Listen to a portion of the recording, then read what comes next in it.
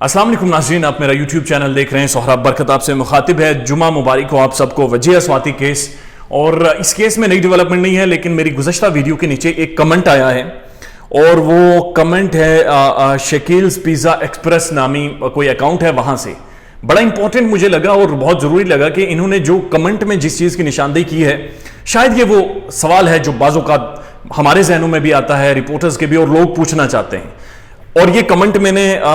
भी आपके सामने रखता हूं, और ये कमेंट मैंने ज़ाहिर है जो एडवोकेट शबनम है जो इस सारे केस को देख रही हैं उन्हें भेजा। उन्होंने जवाब भी दिया है और उसमें कुछ एक बातें उन्होंने की हैं जिनसे मैं ज़ाती तौर पर इख्तलाफ करता हूं, या मैं ज़ाती तौर पर ये समझता हूं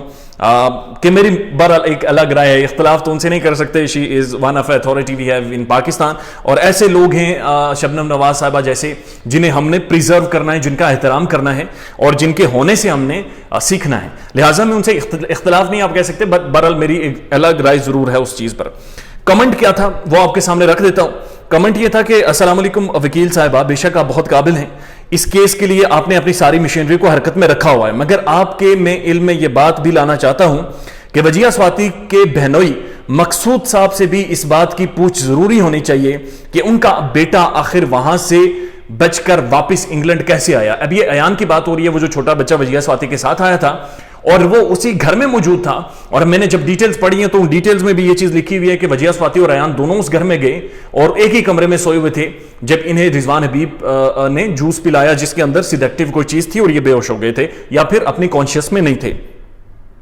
इस शख्स से बराए मेहरबानी तफ्तीश जरूर करें, और रिजवान हबीब से भी इस आदमी के ताल्लुकात में जेल में उससे जरा इसके बारे में पूछा जाए, क्योंकि मुझे लगता है कि बहरहाल उन्होंने एक दूसरी तरफ लेकर गए, लेकिन इस सवाल का जो अहम हिस्सा था वो ये था बुनियादी तौर पर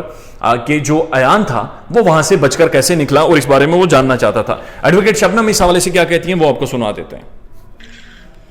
अच्छा, अस्सलाम वालेकुम सोहराब। इस तरह है कि आपने मुझसे एक कमेंट शेयर किया कि किसी ने लिखा हुआ था कि अयान कैसे मतलब उसकी जान कैसे बच गई और वो कैसे निकल गया। पहले तो ये कि मैं समझती हूँ कि हमें इस तरह की चीज़ को कमेंट ही नहीं करना चाहिए, क्योंकि केस इज सब जुडिस बिफोर द कोर्ट्स, और इस किस्म की चीज़ें कमेंट्स तो बहुत किस्म के आएंगे। अब ये तो नहीं कि हम इधर बैठे हर कमेंट का जवाब देते रहेंगे, लेकिन चूँकि आपने मुझसे ये सवाल किया तो अच्छा, अब ये चीज़ थोड़ी सी शायद समझने की ज़रूरत है कि अब ज़ाहिर है हर कमेंट का जवाब उनसे नहीं लिया गया, ना ही उनसे पूछा गया। बहरहाल इस कमेंट का जवाब देना या पूछना इसलिए ज़रूरी था क्योंकि इसके बारे में, अयान के बारे में सवाल पूछा गया है, और हकीकत बात यह है कि केस भले ही ये कोर्ट में है, ये सब जुडिस मैटर है, लेकिन उसके बावजूद एक परसेप्शन तो मौजूद है, एक डिस्कशन तो मौजूद है माशरे में, और उस केस के हवाले से डिस्कस तो चीज़ें हो रही हैं, और कोर्ट के अंदरूनी मामलात या कोर्ट के अंदर जो प्रोसीडिंग्स हैं या कोर्ट के किसी भी रूलिंग के ऊपर या कोर्ट के अंदर जो चीज़ें हो रही हैं उनके ऊपर तो असरअंदाज होने की कोशिश नहीं की जा रही। लिहाजा मेरी ये राय है कि कमेंट कोई भी करे, अगर तो वो सेंसेबल है, अगर तो वो कैसे रिलेटेड है, मेरे ख्याल में मुनासिब अगर समझें तो उसका जवाब होना चाहिए। ना भी हो, जाहिर है किसी के साथ ज़बरदस्ती तो हो नहीं सकती, बट मेरे ख्याल में हर सवाल का एक जवाब होता है, और ये उनकी मेहरबानी है कि बहरहाल उन्होंने जवाब दिया है। I think कि मुझे ऐसा लगता है कि I deem it fit कि मैं once and for all जो है इसका एक जवाब दे दूं कि जो लोग ये सवाल कर रहे हैं कि अयान कैसे बच के निकला, तो उनकी इत्तला के लिए अर्ज़ है कि पहले मैं उनसे पूछूंगी कि अगर उनका एक अकलौता बेटा होगा तो वो किसी भी मुल्जिम के साथ मिलके उसको भेज देंगे किसी भी जगह पे, चाहे उसने जितनी भी श्योरिटीज़ दी हुई हों, ठीक है। दूसरी बात ये कि मकसूद साहब और फ़ायज़ा विक्टिम वजीहा की फैमिली से सिर्फ ये दो लोग हैं जिन्होंने डे वन से अपना स्वेट और ब्लड दिया है इस केस को, और जिस एग्रेसिवली इन्होंने इस केस को परसू किया है। तो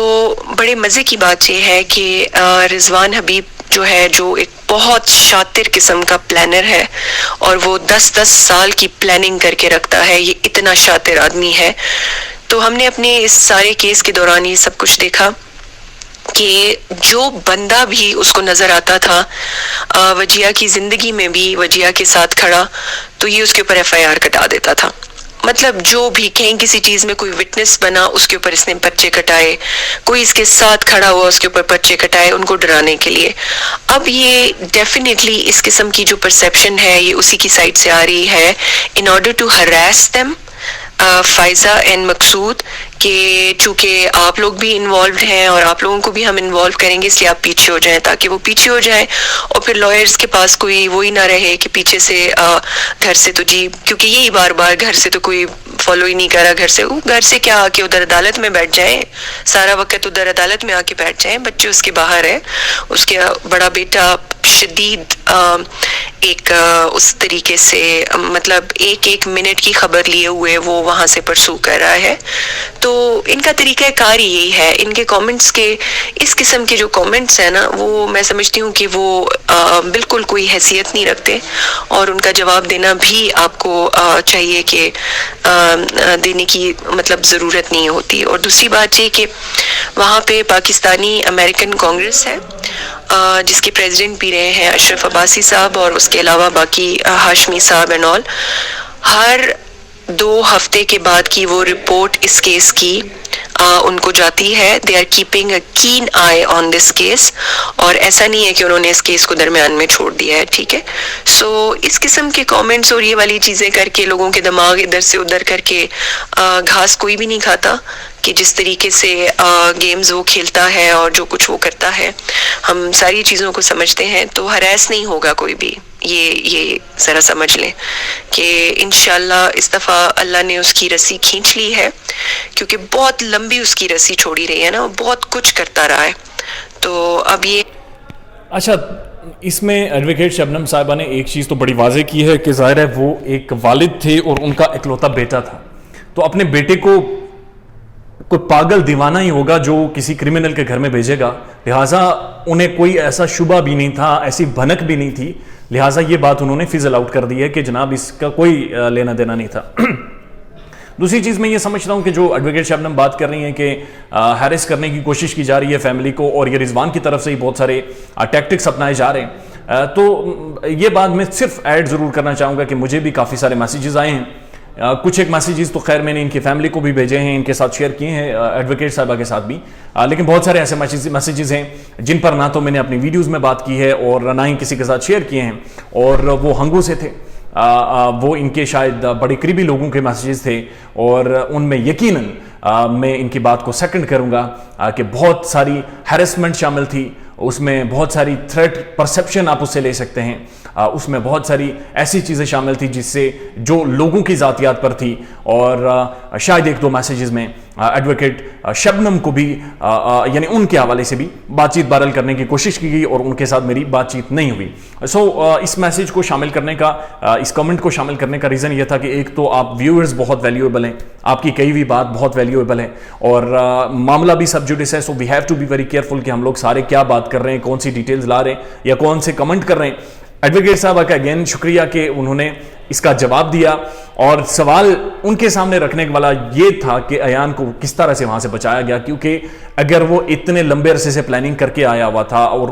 اس ٹائم پہ جب وجیہ سواتی کا قتل ہو چکا تھا تو وہ ایک تو سپر ایکٹیو تھا, ساتھ ساتھ اسے بھی پتا تھا کہ یہ ایان ہی ہے جو یہ ساری ڈیٹیلز اور A to Z بتا سکتا ہے. دیٹس وائی آئی پٹ یہ کوسچن ان کے سامنے رکھا, نہیں تو میرے خیال میں ان کی شخصیت شاید ان ساری چیزوں سے, ان سارے کومنٹ سے اور ہماری کسی بھی رائے سے بہت زیادہ بڑی ہے اور زیادہ ہے. اپنا خیال رکھیے گا اور ہمارے چینل کا بھی. اللہ حافظ.